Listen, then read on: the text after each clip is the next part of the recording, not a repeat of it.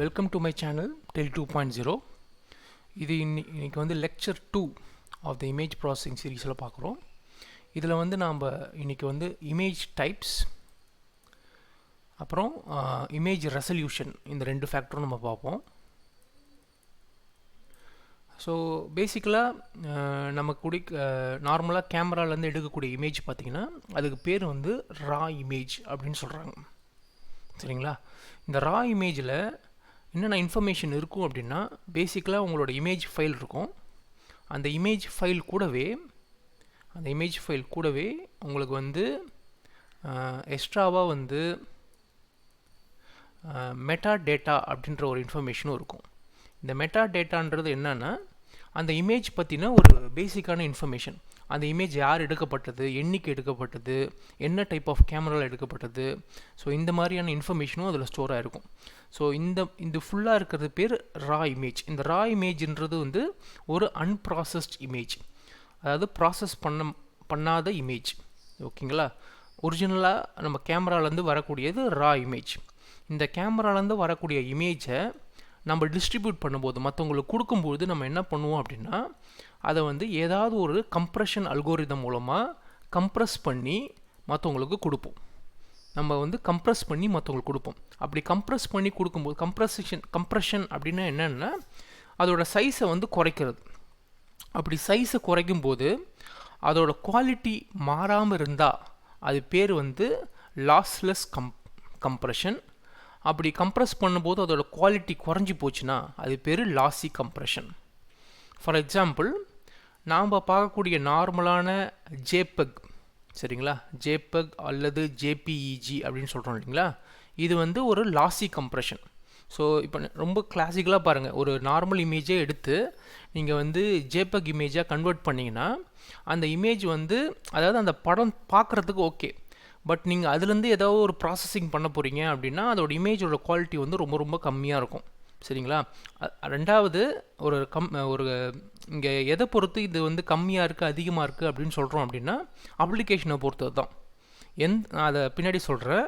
So இந்த ரெசல்யூஷன்ற factor வந்து என்ன அப்ளிகேஷன் யூஸ் பண்ணுறீங்களோ அதை பொறுத்து தான் அது வந்து அதிகமாக இருக்கா கம்மியாக தேவைப்படுமான்னு சொல்ல முடியும். இப்போதைக்கு பாருங்கள், இது வந்து ஒரு கம்ப்ரெஷன் அல்கோரிதம். ஸோ ஜேபெக் அப்படின்றது என்ன, அதோட எக்ஸ்பேன்ஷன் என்னன்னு சொல்கிறேன் நான். ஸோ ஜேபெக் அல்லது ஜேபிஇஜி இதோட எக்ஸ்பேன்ஷன் வந்து ஜாயிண்ட் ஃபோட்டோகிராஃபி எக்ஸ்பர்ட் குரூப் அப்படின்னு சொல்கிறாங்க.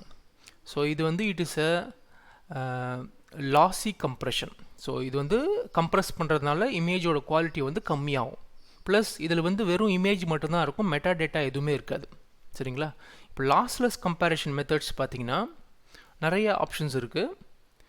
ஸோ ரொம்ப ஃபேமஸாக இருக்கக்கூடியது பார்த்திங்கன்னா பிஎன்ஜின்னு ஒரு ஃபார்மேட் இருக்கும். So portable network graphics.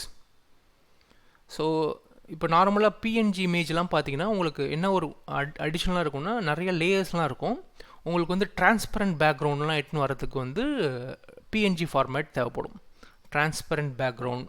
So இதுக்கெலாம் வந்து பிஎன்ஜி ஃபார்மேட் இருக்கும், போர்ட்டபிள் நெட்வொர்க் கிராஃபிக்ஸ். இது இல்லாமல் நமக்கு வந்து டிஐஎஃப்னு ஒரு ஃபார்மேட் இருக்குது. இது பேர் வந்து tagged image format. So tagged image format.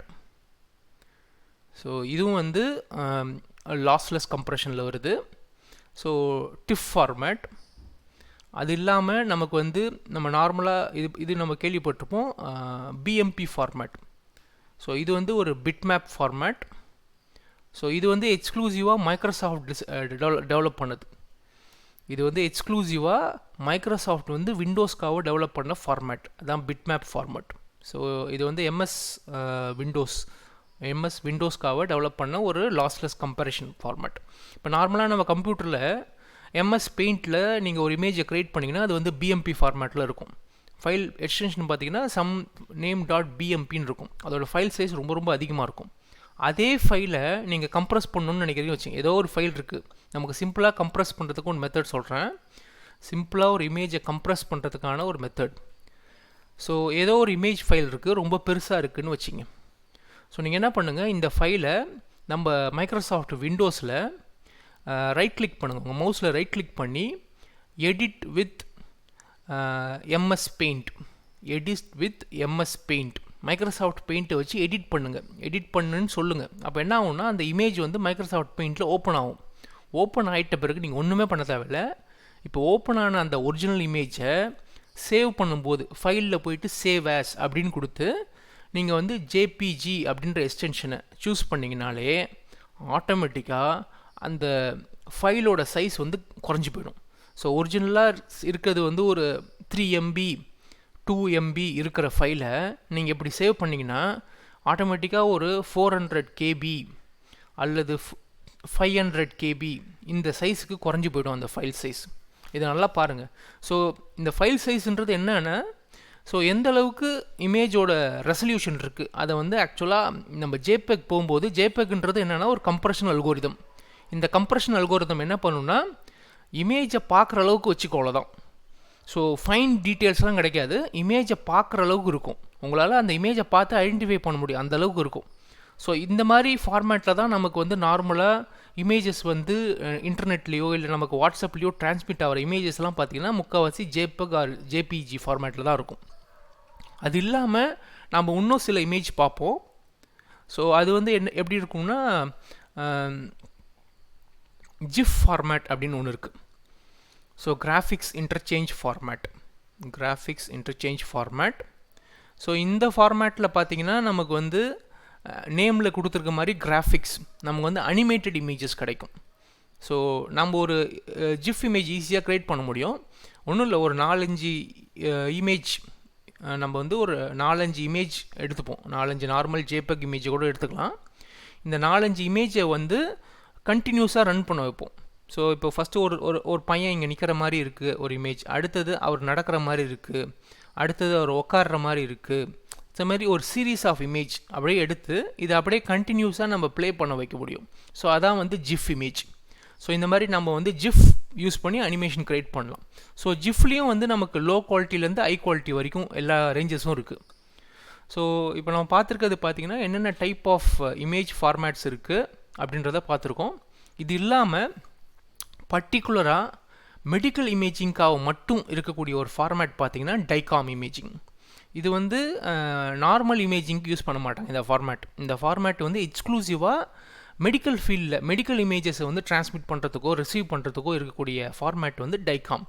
So இது வந்து digital imaging and communication in medicine. So இதுக்கு ஆக்சுவலாக தனியாக டைகாம் வியூவர்னு இருக்குது. விண்டோஸ்க்கு வந்து நீங்கள் டைகாம் வியூவர்னு டவுன்லோட் பண்ணி அது மூலமாக பார்க்கலாம். ஸோ இதில் வந்து ஒரு செட்லேயே பார்த்தீங்கன்னா உங்களுக்கு கிட்டத்தட்ட ஒரு 300 இமேஜ் சேவ் ஆகிருக்கும்.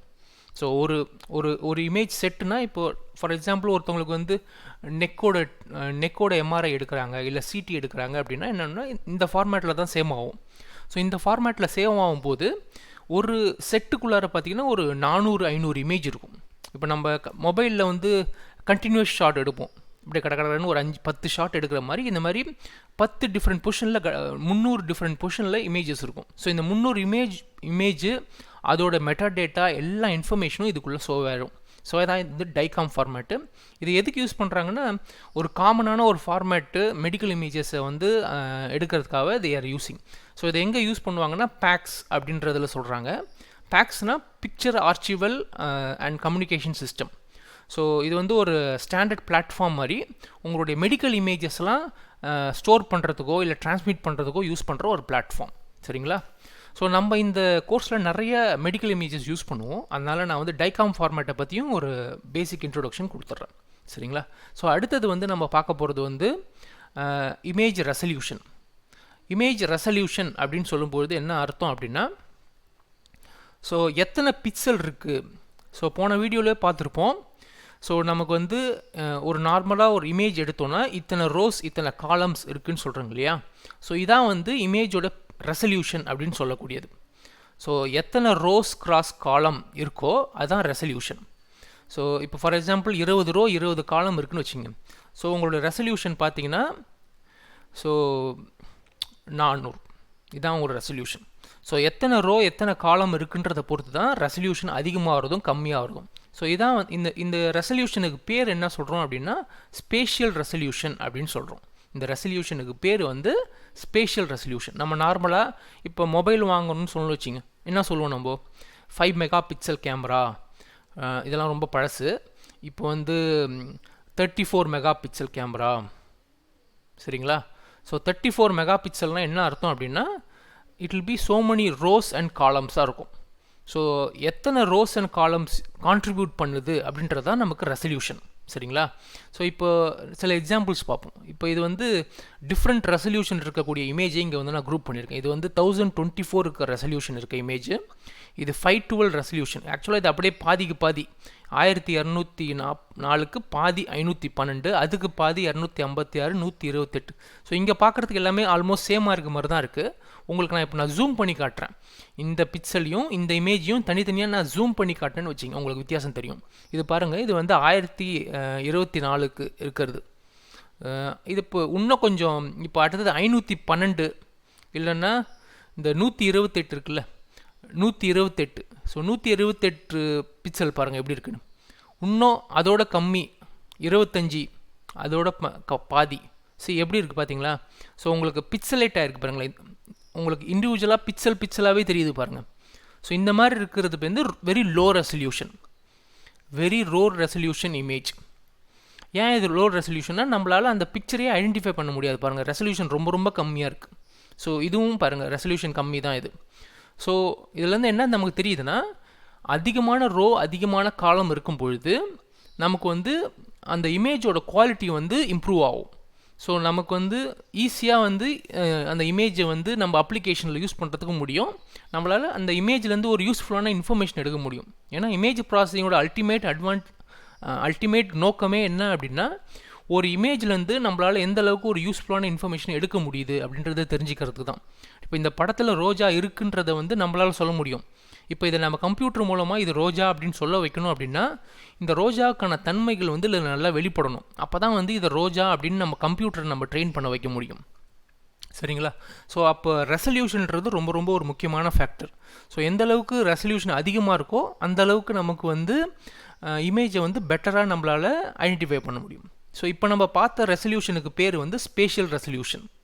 ஸோ இன்னொரு டைப் ஆஃப் ரெசல்யூஷன் இருக்குது, அதுக்கு பேர் வந்து இன்டென்சிட்டி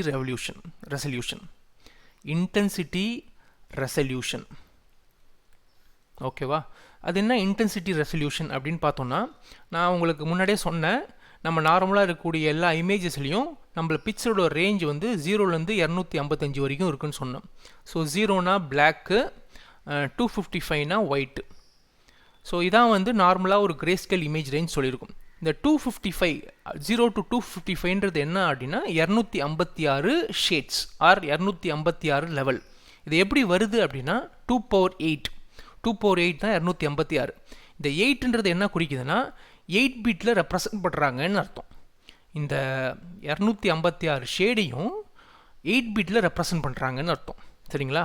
ஸோ 8 பிட்டில் ரெப்ரசன்ட் பண்ணிங்கன்னா உங்களுக்கு வந்து 256 ஷேடு கிடைக்குது, 0 to 255 லெவல்ஸ் கிடைக்குது, சரிங்களா?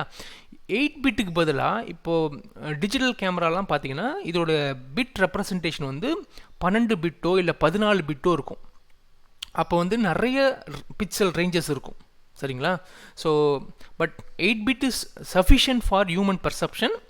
பட் அதுக்கு மேலே உங்களுடைய நார்மல் ரா இமேஜ் ஃபார்மேட்ஸ்லேயோ இல்லை நார்மலாக இருக்கக்கூடிய டிஜிட்டல் இமேஜில் இருக்கக்கூடிய பிக்சல் மாறுபடும். இப்போ இந்த இன்டென்சிட்டியை மாற்றுறது, ஓகே, இப்போ இந்த 8 பிட் 12 பிட் 14 பிட்னு சொல்கிறோம்ல, இதனால் வரக்கூடிய இமேஜ் சேஞ்சஸ்க்கு பேர் வந்து இன்டென்சிட்டி ரெசல்யூஷன், சரிங்களா? எத்தனை பிட் ஷேட்ஸ் யூஸ் பண்ணி உங்கள் இமேஜை அப்டைன் பண்ணுறீங்க அப்படின்றதுக்கு பேர் என்னென்னா இன்டென்சிட்டி ரெசல்யூஷன். ஸ்பேஷியல் ரெசல்யூஷன்னா எத்தனை ரோ எத்தனை காலம் இருக்குதுன்னு சொல்கிறது ஸ்பேஷியல் ரெசல்யூஷன். எத்தனை பிட் யூஸ் பண்ணி ரெப்ரசன்ட் பண்ணியிருக்கீங்க உங்களோட இமேஜை அப்படின்றது பேர் இந்த இன்டென்சிட்டி ரெசல்யூஷன். இப்போ இங்கே வந்து இது வந்து ஒரு ஹியூமன் ஸ்கல்லோடைய எக்ஸ்ரே இமேஜ் ஆக்சுவலாக இது, ஓகேங்களா? இப்போ இதை பற்றி பார்த்தீங்கன்னா ஒரு 2 பிட்டில் தான் இதை ரெப்ரசன்ட் பண்ணியிருக்காங்க. இங்கே இருக்கிறது ஒரு 2 பிட், அப்படியே 4 bit 8 bit 16 bit 32 bit 64 bit அப்படியே ரெசல்யூஷன் 8 இன்க்ரீஸ் பண்ணினே போகிறோம் பாருங்கள். ஸோ இன்க்ரீஸ் பண்ண நமக்கு வந்து இன்னும் பெட்டராக இமேஜிங்க்கான ஒரு அண்டர்ஸ்டாண்டிங் கிடைக்குது பாருங்கள். ஸோ எத்தனை பிட் யூஸ் பண்ணுறோமோ அதுக்கேற்ற மாதிரி நம்மளுடைய லெவல் ஆஃப் அண்டர்ஸ்டாண்டிங் ரொம்ப அதிகமாகும். என்ன ஆகும்னா டீட்டெயில்ஸ் அதிகமாகும். இது மூலமாக நமக்கு வந்து இமேஜோடைய டிஃப்ரெண்ட் ஏரியாஸை இன்னும் பெட்டராக ஆக்சஸ் பண்ண முடியும். ஸோ நமக்கு ஜூம் பண்ணாலோ இல்லை ஒரு பர்டிகுலர் ஃபீச்சர் நமக்கு தேவை அப்படின்னாலும் நமக்கு தேவைப்படும். பர்டிகுலராக மெடிக்கல் இமேஜஸில் எல்லா இன்ஃபர்மேஷனும் ரொம்ப ரொம்ப முக்கியம். சரிங்களா? ஸோ அந்த இன்ஃபர்மேஷனை வச்சு தான் நம்ம வந்து அந்த இமேஜில் என்ன இருக்குது, இப்போ ஃபார் எக்ஸாம்பிள் டாக்டர்ஸ் வந்து ஒரு டியூமர் இருக்கா, இல்லை வந்து ஒரு இடத்துல ஃப்ளூயிட் இருக்கா, ஒரு இடத்துல வந்து என்ன டைப் ஆஃப் கண்டென்ட் இருக்குது அப்படின்றத எப்படி முடிவு பண்ணுவாங்கன்னா அந்த இமேஜை வச்சு தான். ஸோ அப்போ அந்த இமேஜில் இருக்கக்கூடிய ஒரு டீட்டெயிலும் ரொம்ப ரொம்ப முக்கியம். ஸோ இது பேர் என்னென்னா இன்டென்சிட்டி ரெசல்யூஷன். இதுக்கு முன்னாடி பார்த்தது ஸ்பேஷியல் ரெசல்யூஷன். சரிங்களா? ஸோ முன்னாடியே சொன்ன மாதிரி என்ன மாதிரியான அப்ளிகேஷன் யூஸ் பண்ணுறோமோ அதை பொறுத்து தான் நம்மளுடைய ரெசல்யூஷனை டிசைட் பண்ண முடியும். சரிங்களா? ஸோ இப்போ இந்த 2 அப்ளிகேஷன் எடுத்துங்க. ஃபார் எக்ஸாம்பிள் இந்த இமேஜ் வந்து நம்ம நல்லா பார்த்தாலே தெரியுது ரெசல்யூஷன் அதிகமாக இருக்குது. இந்த இமேஜ் லைட்டாக பிளர்ராக இருக்குது, ரெசல்யூஷன் கம்மியாக இருக்குது. பட் இப்போது என்ன அப்ளிகேஷனை பொறுத்து தான் இது சொல்லணும். இப்போ உங்களுடைய அப்ளிகேஷன் ஒரு ரோட்டில் இருக்கக்கூடிய காரை ஐடென்டிஃபை பண்ணுறது மட்டும்தான் அப்படின்னா இந்த இமேஜ் போதும். பட் நம்மளோட அப்ளிகேஷன் இந்த காரில் இருக்கக்கூடிய இந்த நம்பர் பிளேட் இருக்கு இல்லையா, இந்த நம்பர் பிளேட்டை வந்து நான் வந்து ஒரு அல்கோரிதம் யூஸ் பண்ணி ஐடென்டிஃபை பண்ண போகிறேன் அப்படின்னா நமக்கு இந்த அளவுக்கு ரெசல்யூஷன் தேவை. புரியுதுங்களா? இப்போ கார் மட்டும்தான் நம்மளுடைய டார்கெட். ஸோ இதான் கார் அப்படின்னு நம்ம கம்ப்யூட்டருக்கு சொல்ல வைக்கணும் அப்படின்னா இந்த இமேஜ் போதும் ஆக்சுவலாக. பட் உங்களுடைய அப்ஜெக்டிவ் வந்து இந்த காரில் இருக்கக்கூடிய இந்த ஆப்ஜெக்ட் என்ன அப்படின்னு சொல்லி இந்த பேர் என்னன்னு நீங்கள் படிக்க வைக்கணும் அப்படின்னா தென் உங்கள் ரெசல்யூஷன் அந்தளவு கரெக்டாக இருக்கணும். அப்போ தான் இந்த நேம் பிளேட்டில் இருக்கக்கூடிய டீட்டெயில்ஸை வந்து எடுக்க முடியும். சரி. ஸோ ரெசல்யூஷன்றது எதை பொறுத்து இருக்குன்னா என்ன அப்ளிகேஷனுக்கு யூஸ் பண்ணுறீங்க அப்படின்றத பொறுத்து தான் நம்ம ரெசல்யூஷன் டிசைட் பண்ண முடியும். Okay. So thank you friends. So இந்த வீடியோவில் நம்ம என்ன பார்த்தோம் அப்படின்னா பேசிக்கலாக என்னென்ன டைப்ஸ் ஆஃப் இமேஜ் இருக்குது. ஸோ நம்ம என்ன பார்த்தோம்னா லாஸ்லெஸ் கம்ப்ரெஷன், லாசி கம்ப்ரெஷன் மெத்தட்ஸ் இருக்குதுன்னு பார்த்தோம். அதுக்கப்புறம் என்ன பார்த்துருக்கோம்னா ரெசல்யூஷன்னா என்னன்னு பார்த்துருக்கோம். ஸோ 2 டைப் ஆஃப் ரெசல்யூஷன் பார்த்துருக்கோம். ஒன்று பேர் ஸ்பேஷியல் ரெசல்யூஷன். ஸோ ஸ்பேஷியல் ரெசல்யூஷன்னா எத்தனை ரோ எத்தனை காலம் இருக்குதுன்னு சொல்கிறது. இன்டென்சிட்டி ரெசல்யூஷன்னா எத்தனை கிரே லெவல் பிக்சல் யூஸ் பண்ணி அந்த ரெசல்யூஷன் க்ரியேட் பண்ணியிருக்காங்க அப்படின்னு சொல்கிறது. ஸோ அகெயின் ரெசல்யூஷன் ரெக்குயர்மெண்ட் வந்து என்ன type of image processing use பண்ணுறீங்க, என்ன மாதிரியான அப்ளிகேஷன் யூஸ் பண்ணுறீங்க அப்படின்றத பொறுத்து தான் நம்ம டிசைட் பண்ண முடியும். Okay friends, thank you.